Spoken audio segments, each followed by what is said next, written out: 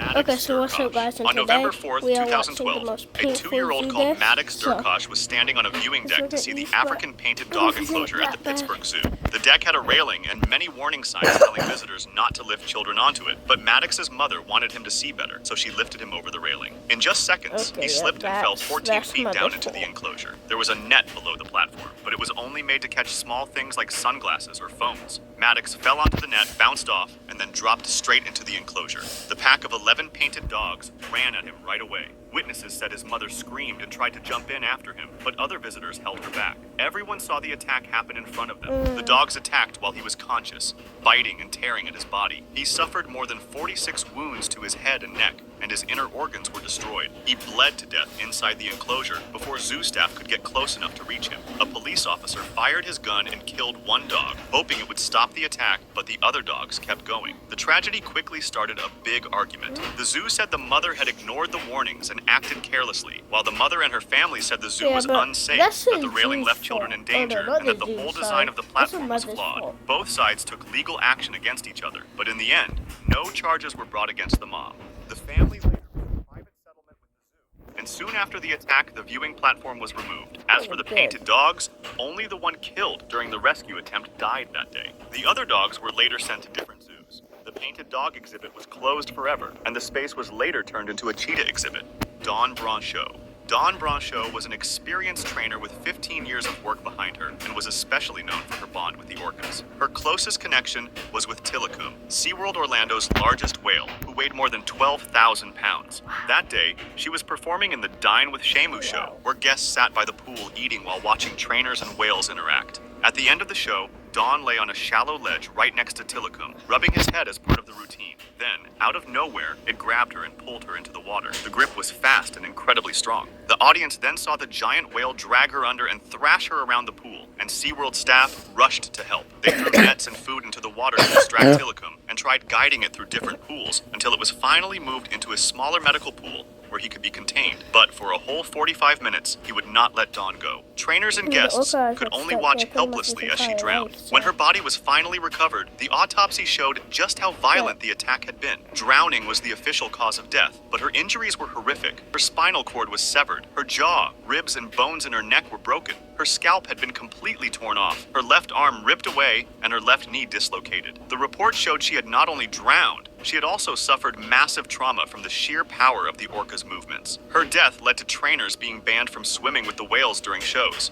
Patricia Wyman. Patricia Wyman's death came only a few days after she started what she thought was her dream job. In April 1996, the 24-year-old wildlife biologist had just been hired to care for the wolves at Halliburton Forest and Wildlife Reserve. The reserve was known for keeping its wolves as wild as possible, which is why visitors could only see the pack through one-way glass, and staff were warned that people should never try to make contact with the animals. Only a few days later, Patricia entered the wolves' 15-acre enclosure alone. Normally, the wolves were shy and stayed away from humans, but that day, something was different. When she stepped inside, the wolves stood up and began moving toward her. Witnesses later reported that they circled her, slowly surrounding her inside their territory. Patricia must have realized she was in danger. Okay, hang on.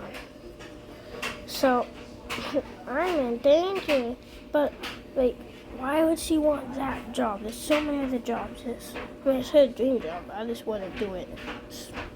I don't know, But before she could escape, she tripped over a fallen tree. That mistake sealed her fate because the alpha male rushed at her first, knocking her to the ground, and the rest of the pack followed. They bit into her arms and legs, tearing through skin and muscle, and pulled her in different directions. She tried to fight back, but the pack was too strong. Each wolf weighed as much as 176 pounds. Patricia lost blood quickly and grew weaker as the wolves mauled her. She tried to protect her head and neck, but it wasn't. I am not wasting money on another stocking stuffer that is just gonna end. Died inside the enclosure only 4 days into her new job. When police arrived, the wolves were still guarding her, even though they hadn't yet eaten her. When officers tried to approach, the wolves circled them too, growling and moving closer, until gunshots were fired into the air to scare them away. Experts later said that the wolves' behavior had shifted suddenly and unpredictably, especially in the alpha male. No one knows why Patricia entered the enclosure that day when it wasn't feeding time, but once she was inside, she had no way.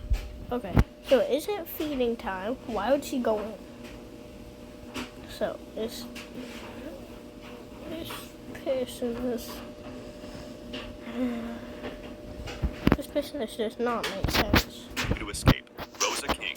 On what seemed a normal morning, Rosa King, a 33-year-old zookeeper at Hamerton Zoo Park, was cleaning the windows inside the tiger paddock before the zoo opened to visitors, which was just a routine part of her work. The enclosure housed Sisip, a fully grown male Malayan tiger. Safety rules required that a heavy vertical slide and 2 gates be closed to keep the tiger locked away whenever a keeper went inside. But that morning, when Rosa stepped in, all 3 barriers had been left open. This meant Sisip had full access to the zoo should be closed. It should. Tragedy Honestly, struck. the zoo should Sisip be mauled her closed. with extreme force. Its jaws clamped down on her neck with enough force to break through the bones of her spine, and her spinal cord was completely severed in the neck area, a devastating injury that left her instantly paralyzed and unable to fight back. The bite crushed soft tissue and broke bone, while the tiger's teeth sank deep into her throat. Her arms were ripped open with deep gouges, and her right leg was badly torn by both bites and swipes. Across her body, there were many cuts and scratches, signs of repeated mauling. These wounds would have caused her to lose a huge amount of blood within only moments. better A be visitor close. looking through This the zoo viewing better area be was the close. first to notice Rosa's body lying motionless on the ground and raised the alarm. The investigation confirmed that there had been no mechanical failure with the gates or slides. Rosa had entered without realizing the barriers were open, leaving her exposed to the tiger. The zoo's safety system depended entirely on keepers following the procedure correctly every time. Alexis Martinez. On December 24th, 2009, trainer Alexis Martinez was working with Keto, a huge orca that weighed more than 6,600 pounds, when the animal suddenly turned on him. At first, the session seemed normal, even though reports said Keto wasn't responding well to the signals it had been trained to follow. Then, as Alexis swam toward the shallow platform, Keto suddenly leaned toward him, pushed him under the water with his rostrum, the front of the whale's head, and rammed him hard in the chest. Trainers standing at the side tried everything to get Keto to stop. They slapped the water, gave hand signals, and even shook a food bucket, but the orca ignored all commands. It came up briefly for air, then went straight back to Alexis. Witnesses said it lifted Alexis out of the water on his rostrum and held him with his mouth shut. When Keto finally let him go, Alexis's body sank to the bottom of the pool, motionless. Rescuers tried to move Keto into another tank so they could reach Alexis, but the orca resisted. It played with the gates and refused to cooperate, delaying the rescue. Staff could only recover Alexis after they used a net to redirect the whale. The autopsy revealed how violent the attack had been. Alexis died from massive internal bleeding caused by the crushing force. His chest was broken with many compression fractures, and his organs were torn apart. Gian Rankarasamy. On the morning of September 10th, 2025, 58-year-old zookeeper Gian Rankarasamy, a veteran who had worked with lions and tigers for almost 20 years, stepped out of his vehicle inside the lion enclosure during feeding time, while tourists remained inside. Allegedly, according to the safety rules, no one is ever allowed to leave the vehicle in predator areas, but that morning, Gian did. He left the vehicle door open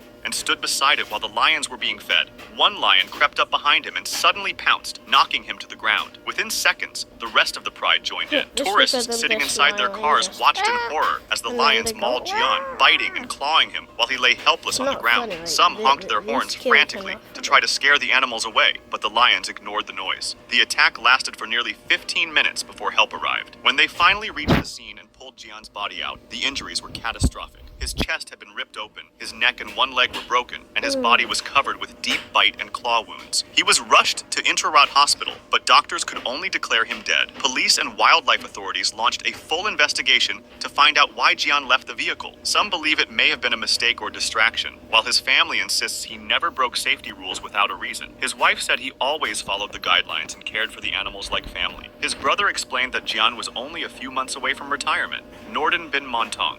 On the afternoon of November 13th, 2008, 32-year-old Norden bin Montong, a Malaysian cleaner at Singapore Zoo, climbed over the barrier and jumped into the white tiger enclosure. People watching said he was carrying a broom and a yellow bucket, shouting as he walked. At first, visitors thought it was part of a show and saw 3 white tigers coming toward him slowly. One moved closer, then suddenly hit him, knocking him to his knees. Norden tried to protect himself, even lifting the bucket over his head like a shield, but it was no use. A second tiger joined in, and both began biting at him. Onlookers screamed for him to get back into the nearby water, but his sudden movements only made the tigers attack harder. One tiger bit into his neck and pushed him to the ground. Another grabbed his body and dragged him further inside the paddock. People threw things and shouted, but the attack went on for nearly 2 minutes. The tigers bit him again and again on the head, chest, and body. Doctors counted more than 90 wounds. His ribs and skull were broken, and the bites to his neck were so bad that he had no chance of surviving. Keepers ran to the scene and used long poles, banging them on the ground to scare the That tigers must away. hurt. After several tries, they managed to distract the animals long enough to pull Norden's body out. Veterinarians tried first aid while waiting for paramedics, but it was too late. He was pronounced dead shortly afterward. Investigators later said that Norden had entered the enclosure on purpose, and his death was treated as a suicide.